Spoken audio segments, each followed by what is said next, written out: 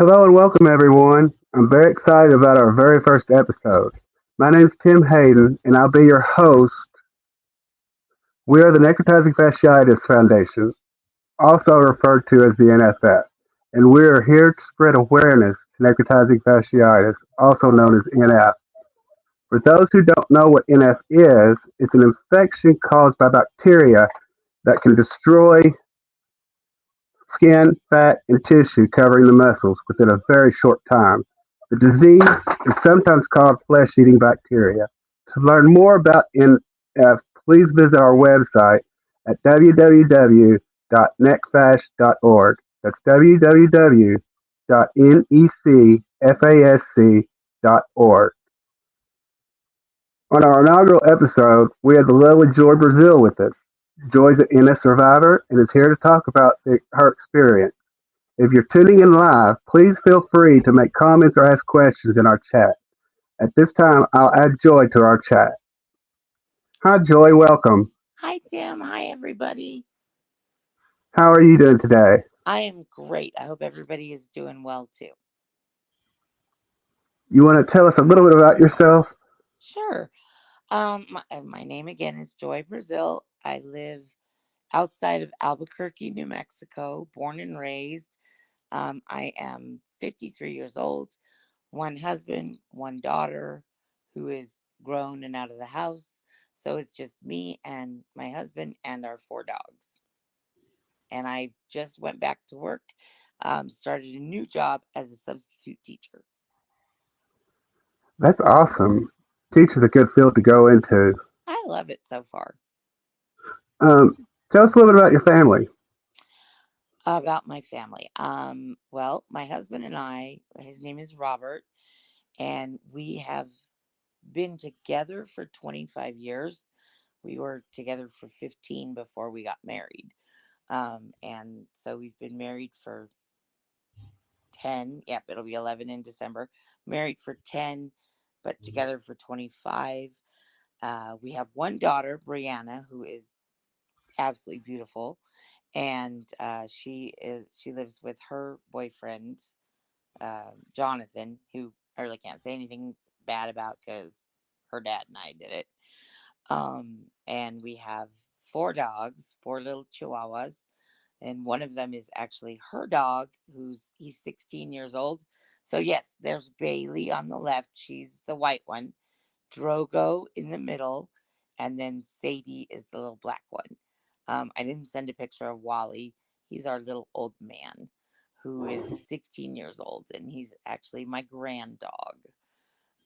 And then I have, of course, my mom, and there's Robert, Sorry. and my Thank mother, you, Mom. Stephanie, and somewhere there's a picture of Jonathan and Brianna. Right there. And there's Brianna and Jonathan. They were in Hawaii for that picture. We're And going I to go have back and show two Robert. older sisters. There's Robert wearing the shirt that my daughter brought him from Hawaii. And then my mom, and I have two older sisters, one in Colorado, one in California. And unfortunately, my dad passed, oh gosh, 12 years ago now. And that's my friend Sarah. Me and my friend Sarah at my 50th birthday party. And Sarah has just been a godsend through all of this. She carted me around to different doctor's appointments and helped me a lot. Yeah, it takes a lot of support. You want to tell us a little bit about your experience, what year your NF happened, and how it Sure. started? Well, it started with an ingrown pubic hair. Um, in March of 2021, so last year, on a Sunday, so that would have been March, I think, 7th. I had noticed I had an ingrown hair. I didn't mess with it or anything. I just left it alone. Um, and on that Sunday, I wasn't feeling well. I just didn't feel good. It hurt. I actually thought I might have COVID. So I did run a fever of 103.6. But I figured, with everything going on, it was COVID. So that Monday, I went and got a COVID test. And while I was waiting for the results on Tuesday, I went to the urgent care. And the doctor at the urgent care didn't even look at it. He just prescribed me some antibiotics. All right. The next day, on Tuesday, the 10th, I had an appointment with my regular doctor. I really don't remember much about that day. I went into the doctor, and apparently during the visit, she poked it and it like exploded everywhere. I found this out after the fact. And she sent me immediately, said, "You need to go to the emergency room." So I drove myself to the ER here in Rio Rancho. Um, and it's very fuzzy. I don't really remember all of it, but they apparently got me stabilized. My daughter was working at a different hospital. I called my husband, who called my daughter, and by the time she got from her hospital to my hospital where I was at, which it's about 2 miles away, they had 6 bags of IV antibiotics hanging on me, trying to get me stabilized because they had to transfer me to the big hospital downtown. Um, I don't really remember. I know that Robert and Brianna both were at the hospital before I got transported because I gave, my daughter my wedding ring and my earrings and said, keep these for me. And I vaguely remember the ambulance ride to the downtown hospital in downtown Albuquerque. And they rolled me directly from the ambulance into the ER. Um, I have a vague memory of the anesthesiologist saying, "We're going to rock your world." And that's it. And then I woke up to where I can kind of remember things Wednesday afternoon, I think. I'm not really sure. And then, kind of knew what was going on. I stayed in the hospital for 5 days. I had a very large wound. It was 8 inches long, 7 inches wide, and 3 inches deep. They had to really go in there. I was diagnosed with Fournier's gangrene. Luckily, they missed my lady bits, so those are all still intact. But the left side, the right side of my pubic bone, from like the middle to the crease of my thigh, was where the wound was. I was discharged after 5 days in the hospital with a wound vac. Elder? My buddy Walter, the wound vac, um, and it took 10, 10 months and 5 days. I was released from wound care. So I also, so that was in March. In the 6th week after I got out of the hospital, I was back in the hospital. I had a severe allergic reaction to the adhesive on the tape. And so I went from having an exploded crotch to a fire crotch. Um, but it gave me blisters, which got infected. And my home nurse said, "You need to go to the emergency room." So back to the emergency room I went, and they admitted me right away. I was septic again.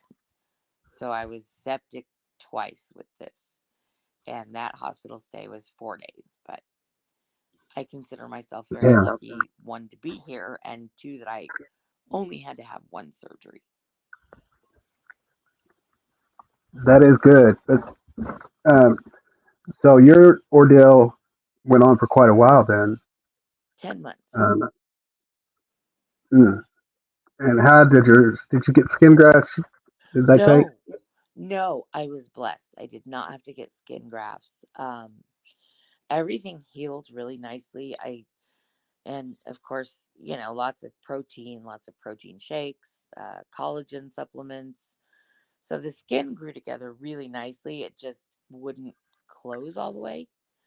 Um, we thought back in September, oh, we're going to be done, with the wound nurse. Yeah, no, because it just kept opening and leaking. And it was, Right. and then I had an abscess and it just took a long time. But it finally closed. Of course, that skin is very fragile and it does have a tendency to tear, which is a ton of fun at 4 o'clock in the morning when you're dead to the world asleep. And then Oh, you move the wrong way and you get a tear. It's like, oh, I'm awake now. oh, So wow. I'm dealing with that now, but it's it's okay. We'll get there. But it's not like that skin will ever see the light of day. So it's not really going to toughen up. Do your scar? You said it won't be seen. Does it bother you personally? I mean, as far as the appearance of it, or I know some Um, people have issues with their scars. Not really. I haven't. I've because I can't see it. It's down in the that area, so it's not like I can see it. I've had my daughter took a couple pictures of it for me, so I have seen it. I feel it. I can feel it, but I haven't really seen it. But it doesn't really bother me. I know it's very sensitive for a lot of people to look at their scar.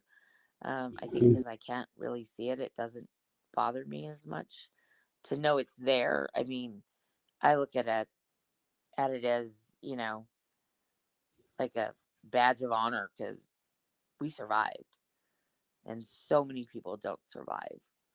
So Andrea, Andrea's asking, do you have any emotional breakdowns? oh yeah, oh yeah. Um, One thing, and my wound nurse and Brian was my wound nurse, and he was fabulous at the hospital. I had a home nurse as well, um, and her name was Kim, and she was wonderful. Did I have bad days? Absolutely. Where you're just like, this is never going to end. And why me? Why? So, yeah, I had some of those days. But overall, I tried to really be positive about it and, to try to keep that positive attitude. And my wound nurse, Brian, and I were talking about it. And he said, for what you've been through, you're positive about it all. And, I said, well, you have to find the funny. There's humor there.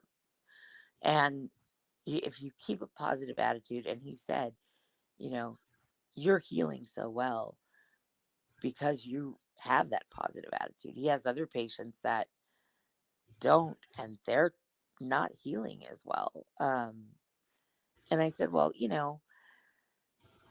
to me, and this is just my experience, you have to, because nobody wants to be around you. It's going to upset those around you if you're very negative and, you know, um, so you have to keep a positive outlook and try to find the funny in this. I told him, more people have seen my crotch than a hooker with a Saturday night special. And he thought that was hilarious. He's like, you make me laugh. And I said, see, you're going to miss me when I'm gone. Um, but did I have those days? Absolutely.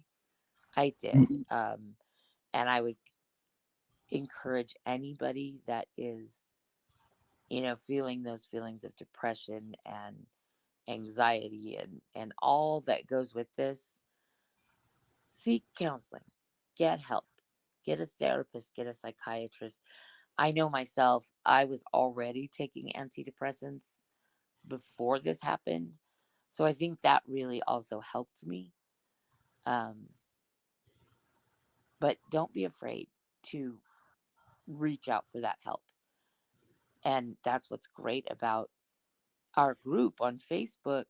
I found when I was in the hospital, I asked to join, I think 3 days after my surgery. Um, Again, it's a little fuzzy, but just the support from those of us that get it. Because if you haven't had this, you don't get it. You have no idea. Um, is It's great.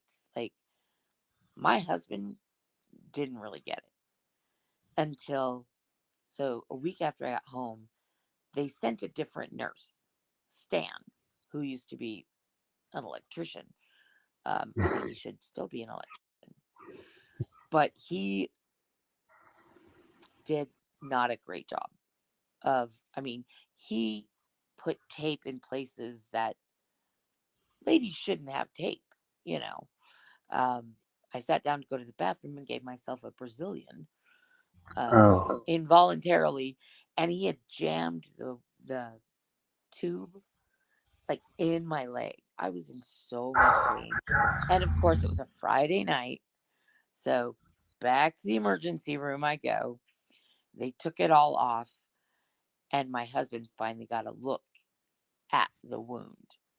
And he just, I mean, after he turned kind of green, that's when he got it. You know, he didn't realize how bad it was and that his wife almost died. And it took him actually seeing the wound to get it. And actually, he got a great picture of it. It's like the best picture. It shows the whole thing. But those that haven't been through it don't get it. And those of us that have, it's great that we're there to support each other. But definitely, if you have those days, because you will break down, you will cry, you will just be a hot mess. And that's okay. It's going to happen.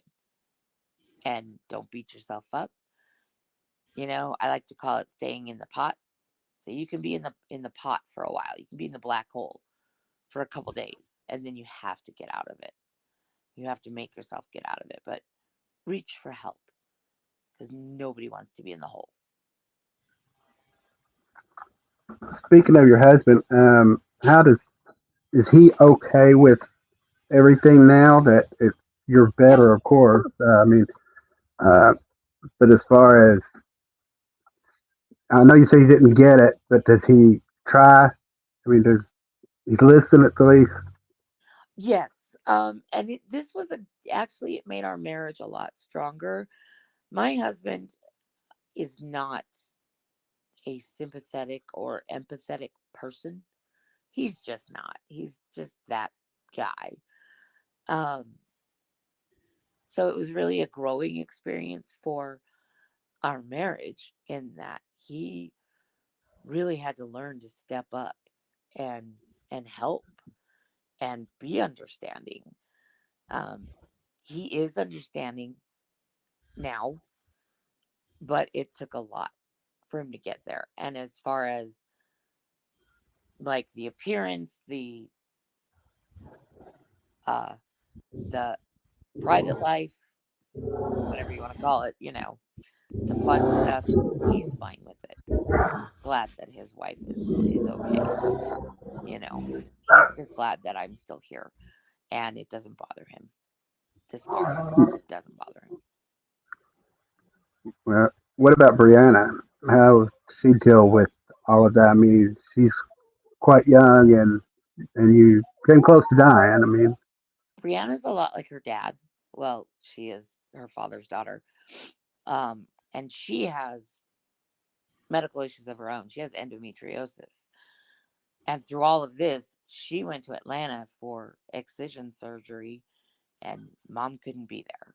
And that was really hard on me. Um, but she did well.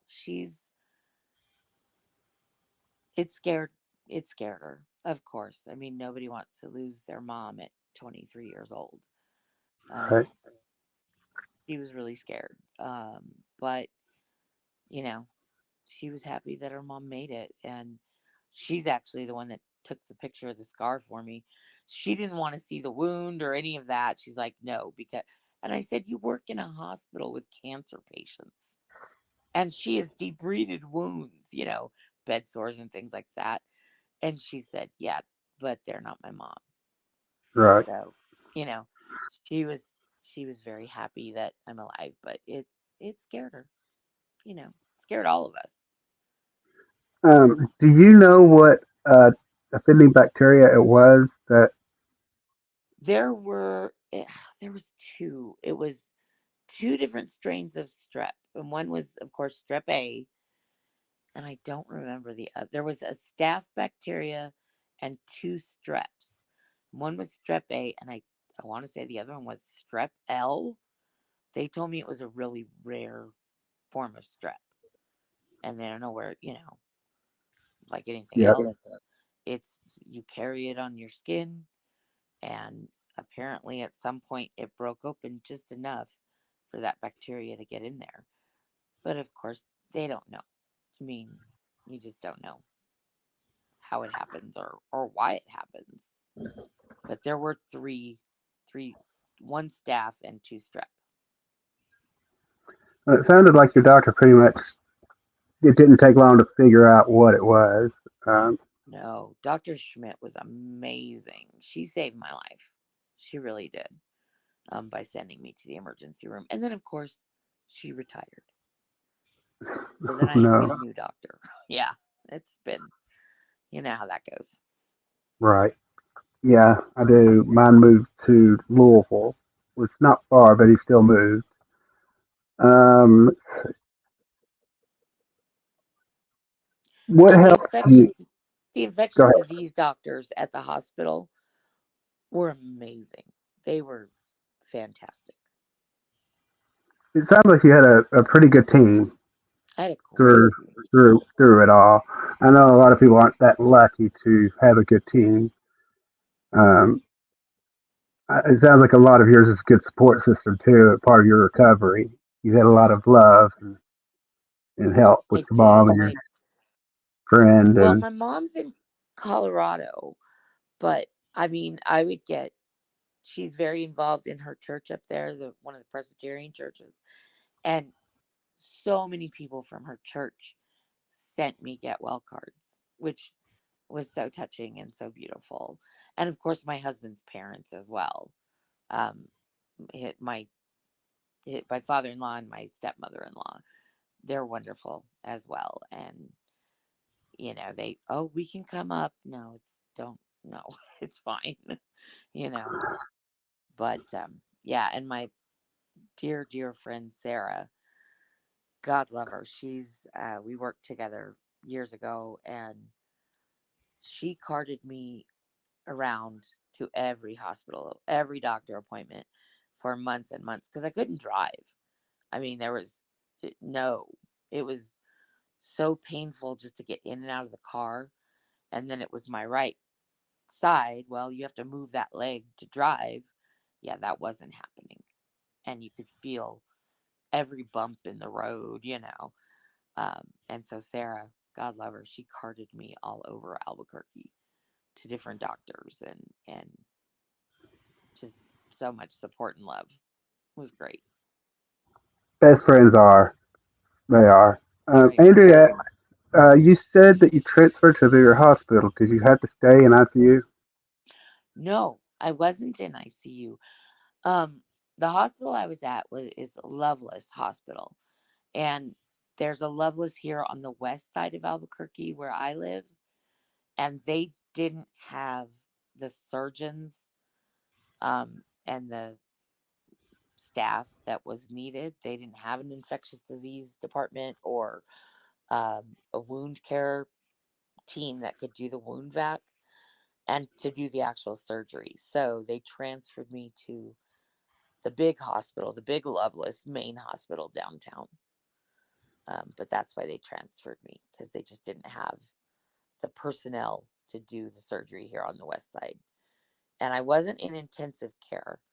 Um, I was in critical care for a couple days, and then they upgraded my condition to just after surgery. and I was on the surgical floor for Couple five of your days. couple of your comments. Alicia said, "Humor is the best armor." Andrew, thank you for sharing your experience. And Stony said, "She's so glad that they got to you in time." Me too. Apparently I was pretty much circling the drain when they rolled me into surgery, and they didn't tell me. Well, they may have told me that. I don't know, but I don't remember. But my husband, and of course during the time it was COVID, and luckily it was when COVID wasn't as bad, so there was hospital space available. But my husband, when they rolled me into surgery, it was about 7 o'clock at night, and he sat in the parking lot at the hospital for 5 hours until the doctor called him and said she's out of surgery and she's okay. But he couldn't come to see me until the next day. But he waited there, which he won't admit it, but my daughter told me. He said, "No, I didn't." I'm like, "Yeah, sure, babe." A question I get, or not me, but in group we get asked a lot. Had a little stay in the hospital. What did you do? What helped you pass that time while you were in the hospital? Yeah, because it was really lonely because at the time we could have one visitor a day, and that was it. Like Robert couldn't come and then Sarah come in the same day. It was one. So they amongst themselves, Brianna, Robert, and my friend Courtney, um, eh, and Sarah, they like organized it amongst themselves who would go on what day. But there was a lot of hours that I was by myself. And as you know, you cannot sleep in the hospital, no Mm-mm. matter how much good drugs they give you. And I had morphine, oxycodone. When they did the wound vac change, they gave me Dilaudid. And then I had to stop in the middle and say, "You need to give me more drugs." Um, so actually, the TV was stuck on Bravo, and I got hooked on Below Deck. There was a marathon, so I watched it the whole week. Of course, I had my phone, so I don't know that I was on Facebook that much because there were no, like, when you look at your memories, there's no memories from those days. Um, and I had my Kindle, so I did some reading. Of course, I had to go back and reread what I read when I was in the hospital because I didn't remember it. So that's what I did. I played games on my phone and watched TV, dozed because morphine. You don't even know where you are. You just kind of go to sleep for a little bit, and then you wake up Right. because they come to check your blood pressure or something. So there's no sleeping in the hospital. And um, I did really well. I got up and I would get up and go to the bathroom. And that was the first time. The second time, I walked the hall a lot. And I'd go get ice and the nurses would, "Well, we can get that." Yeah, why? I'm, I can get it. You have sicker people. And they're like, "You don't realize how sick you are, do you?" Apparently not. So I read a lot. Um, okay. Have you? I know you're not that far out from your experience. Um, have you noticed any lingering after effects or anything? Oh, yeah.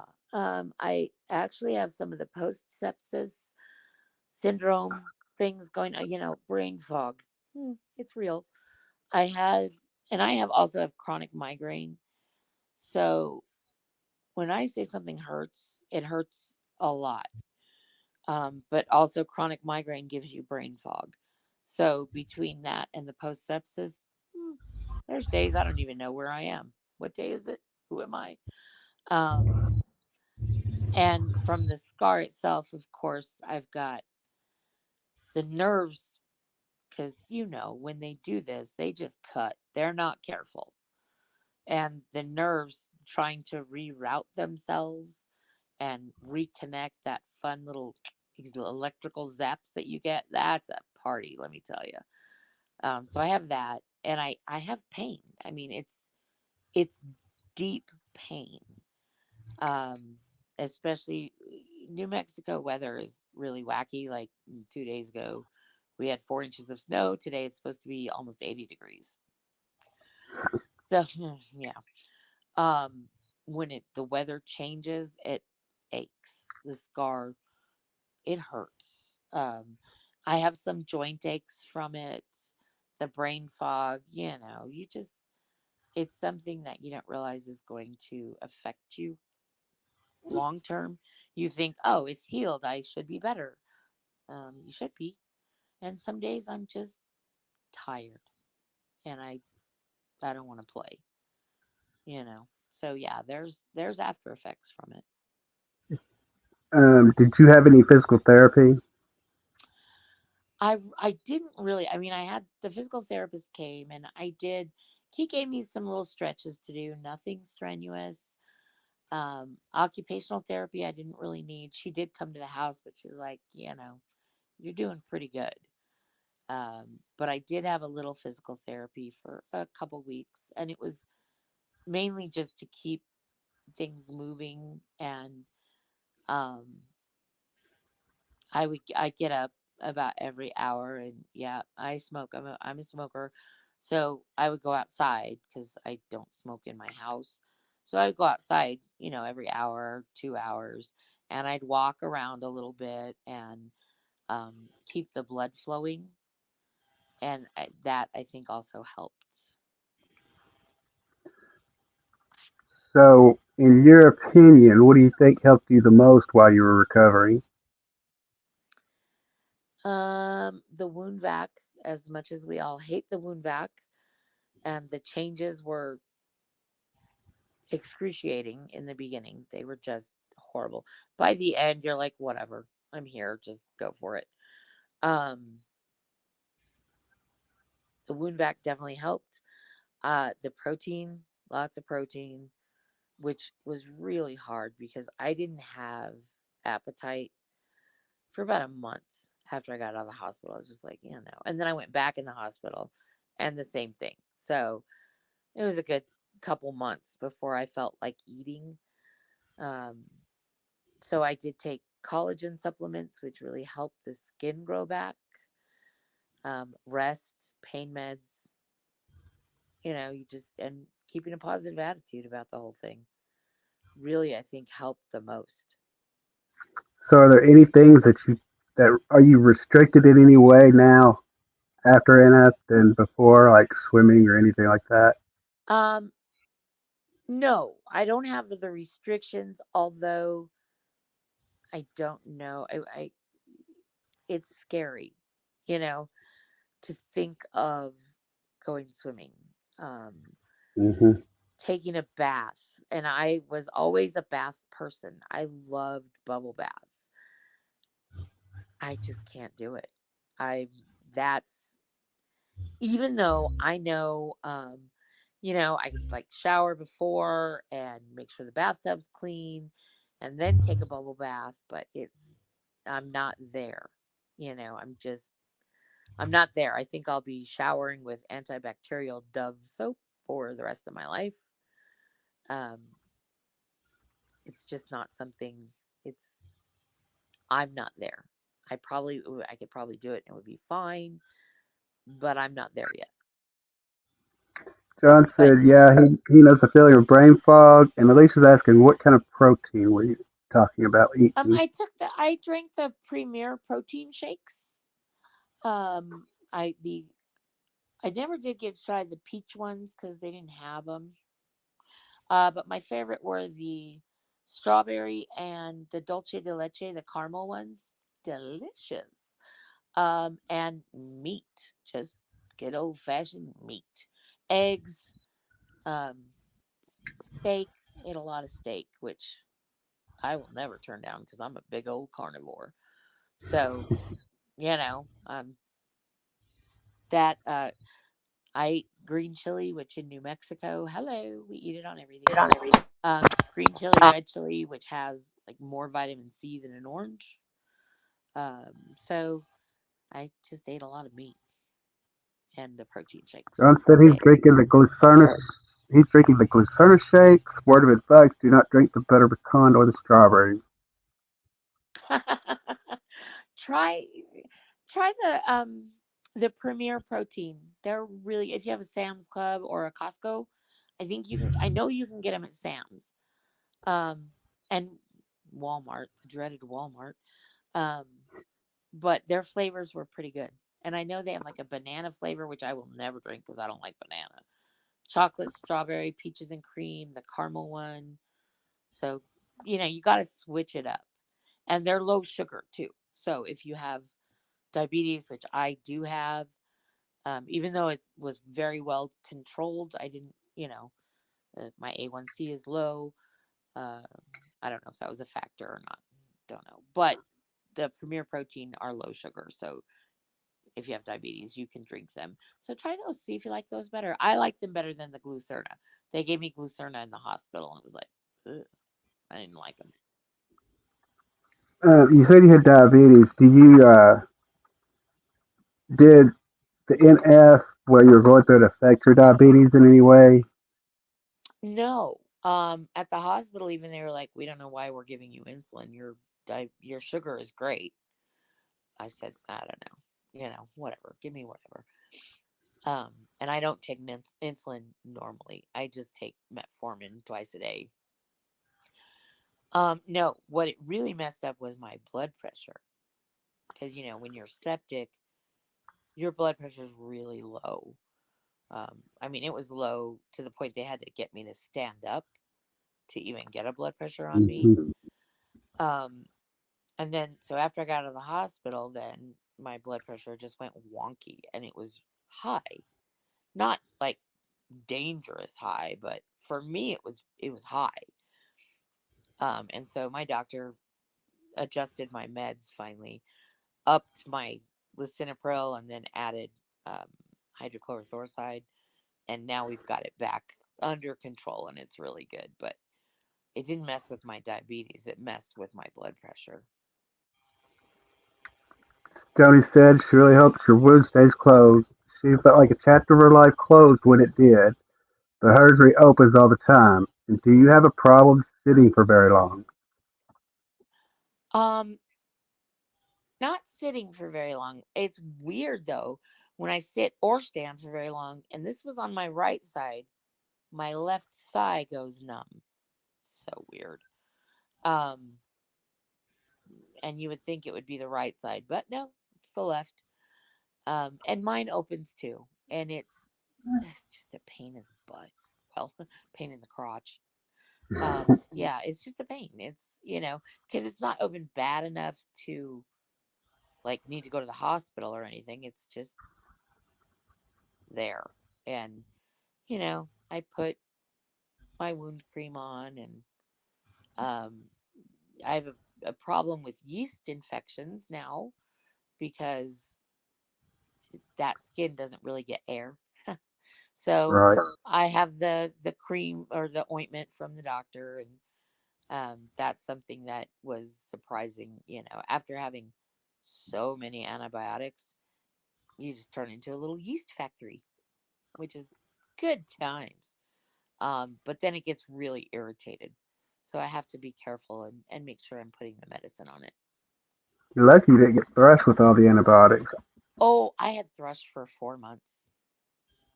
Yeah, in the and like nothing helped. I took diflucan for a month. It didn't do anything. The swish and spit, the lozenges. Nah, it's I had it for months from the antibiotics. So many antibiotics. John said he's a diabetic. Also, it never messed with his sugar, but it messed with his blood pressure. They kept his blood pressure up because his kept wanting to run low. Andrew said, do you have any nerve damage? Yes. Oh yeah, that whole area numb. I can't. And it's weird because it's like numb on the skin layer, but you could there's still that ache, that pain inside, deep inside. And you've got but it's numb. And it's funny because when I had the abscess in my scar in, I don't December. Well, the nurse, he had to make the hole a little bigger, um, and then put in, oh, I don't remember what it was that he put in there. I can't remember, but whatever it was he put in there, oh, holy Jesus, it hurt so bad. So finally, I was like, "Can you?" He said, "Well, I can shoot it with lidocaine first. Please do." And he's like, "I'm sorry, this is gonna hurt. I didn't even feel the lidocaine shots." Hmm. And yeah, he was like, "Well, that's weird. Well, no, it's numb. I, I don't feel anything on that side. It's numb, but yet it still hurts. Weird." Yeah, well, this is an uncommon thing. They say. I think it's becoming a lot more common than it used to be. I I think it is, and I think part of it is because of drug resistance strains. Actually, I'm kind of fortunate, and I'm allergic to a whole bunch of antibiotics: penicillin, erythromycin, tetracycline, blah blah blah. It Mm. goes on and on. Um, so I only take antibiotics when I absolutely have to, and then so my body hasn't built up that resistance. And then in the hospital, I was on vancomycin, clindamycin, which is a horrible drug. I mean, it's a great antibiotic, but the side effects are oh, and Cipro. And then they sent me home with Keflex the first time because the doctor, he's like, "Well, I'm going to prescribe you clindamycin." I said, "Do you really hate me that much? Am I that bad of a patient?" He said, "Is it that bad?" I said, "Yeah. The side effects, not from the IV, didn't bother me, but the side effects from the pills, ugh, Hmm. they're awful." And so he changed it to Keflex. But yeah, it's, I think, more common because of antibiotic overuse. You don't need antibiotics for everything. And in my case, I can't take them very often. So, See, I'm already at penicillin, so they give me the clindamycin, and it all it's comes back awful. after about 30 minutes. It's just, yeah, I can't. Yeah, it's Um, awful. D is asking, when did your when did you have NF? She missed the first part of this. March 10th, 2021. It started a couple days before. But I mean, I just thought it was an ingrown hair. Didn't, you know, but March 10th is when I had surgery of 2021. So I just passed a year. She's Um, also asking, what side effects did you have from the clindamycin? the clindamycin, the pills, they just make you feel blah. And you have a lot of uh, stomach and intestinal issues because it's such a strong antibiotic. It destroys the good and the bad bacteria. So definitely you want to take probiotics. Um, the doctor, Mhm. they gave me Floristor in the hospital, which is a pretty common uh, probiotic cocktail. And then I just bought the like over the counter CVS brand, which is way cheaper and it's the same stuff. And I also took acidophilus and bifidus. So lots of, and those are live probiotics. And I didn't eat yogurt because I don't like yogurt. You and I have a lot more in common because I don't either. And Yeah, I ended up with thrush also when I had mine years ago. And yeah, my sister's trying to make me eat yogurt. So yeah. yeah, No, yogurt tastes like bad breath. No, yeah. I can eat it But now. I've kind of conditioned myself, eat a little bit here, and a little bit, trying different ones. That it does work. I sometimes have to add a little extra fruit preserves to it. yeah, no. I mean, I'll eat like a lemon one or a peach one every once in a while, but other than that, no, I'm not a fan. Frozen yogurt, hey, that's a totally different story. Yeah, That's for sure. delicious. For sure. That's kind of like milk chocolate and dark chocolate, Yeah. Milk chocolate's much better. Exactly. Andrea said yogurt has a funny texture. See, that's my problem. The texture. I'm not a texture person. It's just yucky. No. Bananas, bad texture. I can't eat them. Oh, bananas are just gross. I don't like them. He said here in the UK, she's known of clindamycin treatment to be more successful if administered in a very high dosage. Um, and I don't know what they were giving me, like dosage wise in the hospital. I really want to, and I haven't done it yet. I want to get all my records, from the hospital, from the surgeon, everything, just because I don't remember much of it. Um, but I know, like I said, in the hospital, they had vancomycin, clindamycin, and Cipro. So those are three, uh, as my doctor said, big dog antibiotics. And the IV antibiotic didn't give me the side effects that the pills do. Pills are awful, Right. I agree. but they work. So suck it up. Yeah. John said, gee, I feel like a baby. I'm just here 2 months out of the hospital, and I've had my first surgery December 31st, 2021. Oh, honey, you are in the throes of it, and that's okay. Just know that we're all here for you. We've all been there, done that, got the shirt, and it will get better. It's This is a marathon, not a sprint, and we're all here for you. And if don't be afraid to reach out and hang in there. You know, take your pain meds, take them on the schedule.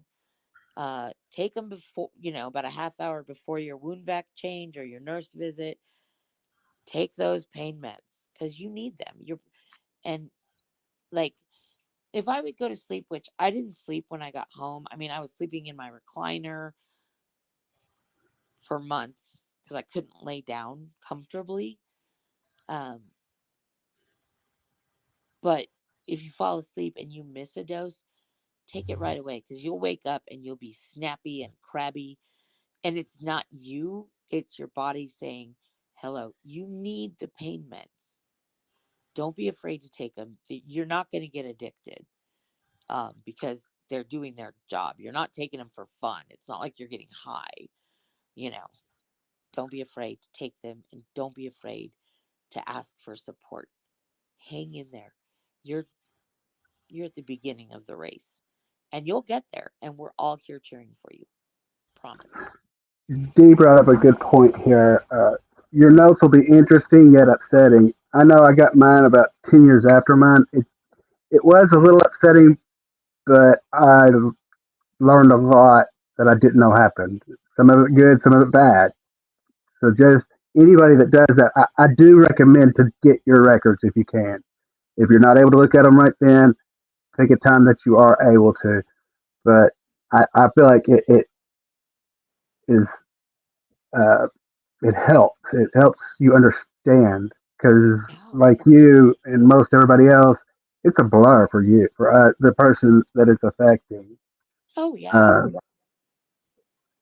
um, but there again, I was going to say earlier, it's just well, not.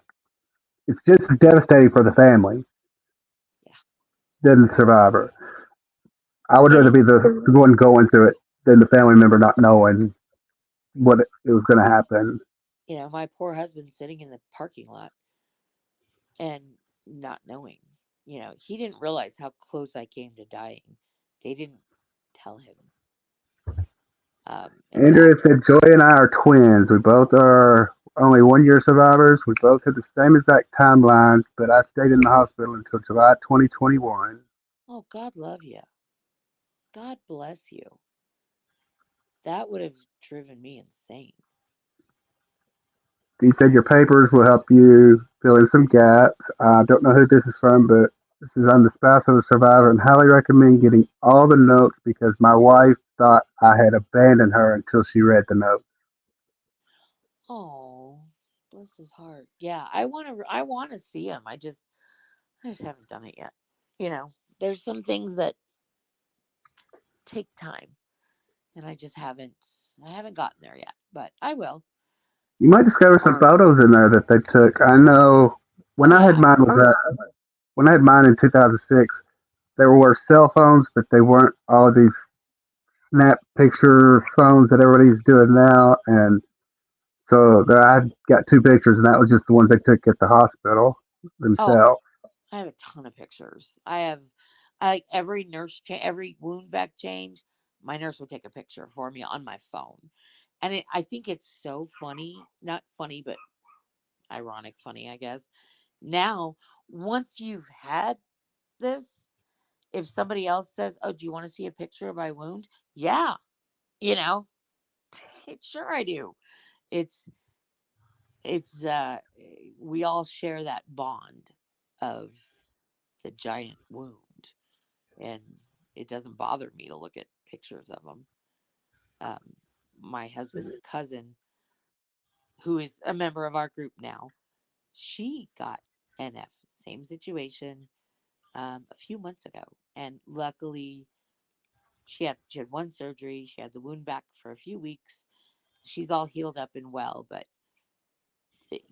I told her, if you need to talk, I'm here, and I'd check on her and make sure everything was okay. But just weird that two people in the same family, even though we're not Right. blood related. It's my husband's cousin, but it's odd. John says he was in a coma for almost a month and Man, didn't send him home on any pain meds. what is wrong with those people? Oh my gosh. John, I would either ask my doctor about it again, or you might look into talking to the people because I know you're seeing people in Tennessee now, so you might ask them about it. Get a pain Colleen, management doctor. Colleen said she requested pictures of herself before surgery, and they sent her over 1,000 pages of her medical records from the day one until 4 months into her inpatient stay. Wow, that's a big read. Yeah, I'm really curious to see mine. I just haven't got him yet. And John, honey, get the pain meds. Hmm. Get to pain management. You shouldn't. I mean, is it going to hurt even with pain meds? Yeah, this is painful crap. But talk to your doctor. Get a pain management doctor. Do not suffer. Do not. It's Like I tell everybody, you have to be your own advocate. you You do. have to be. And You if one doctor's telling you no and you feel in your heart that that's incorrect, you need to see another doctor, or seek out another doctor, maybe in a different specialty. Like Joy said, a pain management doctor. which I mean that's basically anymore that's how you have to see pain management to get the pain medication that you need because Tylenol, ibuprofen, it ain't gonna touch this. It's just not. And unless you're, and I have a really high pain tolerance because, like I said, I have a headache or migraine every day of my life, and so yeah. He said there's I, nights he can't sleep. oh honey, you gotta go see a pain doctor, or I mean, I don't know if it's legal in Tennessee. Uh, Marijuana actually helps me. I edibles. I don't take them very often because I don't like the feeling that I get, but it does help. But John is in a small town in Alabama, and so he just the last couple of weeks got approved to see a physical therapist in Tennessee because he wasn't getting physical therapy in the town that he's in. So that's oh, his oh, honey, situation. oh, honey, you got to get a pain doctor He said, I because go Monday to a new doctor. Yeah, d- be your own advocate. And people that don't know this, haven't been through this, they don't understand the excruciating pain that this causes. I mean, it's who. I can't speak to this. I can only say I spoke to three different women who had said the same thing, that NF was far more painful than giving birth. Oh yeah. I mean, I had a I baby can't with. speak to it. Please don't send me any hate mail. Oh no, I had a baby with. I had Brianna with no all natural. I had like half a shot at something, and oh heck, I'd rather do that any day than go through this again. It is excruciating pain, and don't, John, don't let them tell you no. If that doctor won't do it, if he's in a hospital or something, he's got a boss. Be your own advocate. You need the pain meds. No one should have to suffer with this because it is. Even the pain meds, you're still hurting. It just takes the edge off so you can function somewhat. Hang in Lee there, man. Spark Foundation is asking, Joy, has your experience of NF made you a stronger lady mentally? From D. Yeah, I think so. Um, when you're in a life threatening situation, which at the time didn't know it was, like I told my husband when I was in the emergency room, he's like, "Oh yeah, they're gonna do surgery. It's I'm fine. I'll be fine." Having no idea. Um, you either grow and learn from it, or you become a mushroom. I think it's definitely made me stronger as far as what I can handle in my life, um, in making changes in my life as far as taking better care of myself, because like most moms or most wives, I don't take care of myself. I don't do for myself first. And I have to get better at that. And I think we all do have to get better at taking care of ourselves first. Um, it's John shown. said his knee doctor gave him hydrocodone, but it doesn't help. Tell them it doesn't help. Tell them you need something stronger. Like I said, I And they gave me Percocet out of the hospital, which made my migraines way worse. Some additive that was in them, so they switched it just to straight oxycodone, and I took that for months and months. Um, I think it is Loratab or hydrocodone has Tylenol, mhm. Percocet has ibuprofen, and oxycodone doesn't have any additives. Yes, and I had to go with no additives just because it really, my migraine is named Bertha, and it really made Bertha angry. So yeah, and tell him it ain't getting it. It's not helping. It doesn't work for everybody. And you know, if he gave you the hydrocodones, which he probably gave you 5 milligrams, which does nothing for this type of pain, uh, tell him. Tell him either give you stronger dosage, switch you to oxycodone, something. And if he asks you what it And feels like, say rip your skin off and then come talk to me about pain. or a lot of people compare it to being extremely burned, like an Yes. extreme burn patient. Yes. Andrew said, I guess I'm lucky because I'm paralyzed from the waist down after having a stroke after going sepsis. I can't feel the pain. Yeah, I mean, that's good and bad, I guess. Good that you can't feel the pain, but that would be scary because you don't know what's going on as much, pain and or lack of, you can't feel it getting better. But I mean, God bless you. God love you. John Whatever. said, yes, it was 5 milligrams. Yeah. Not for this kind of pain. Mm-mm. Tell your doctor either give you a higher dose or switch you to something else because this ain't getting it. Any more questions for Joy today? Joy, I greatly appreciate you being our first guest on our first episode. Well, it was my pleasure. And, I'm thankful that I found our group. It's helped so much. And, we all have it in common. We all know we get it. Other people don't get it. And I'm just glad I found everybody and my pleasure. And thank you guys for the great questions. Thanks, Joy. Thank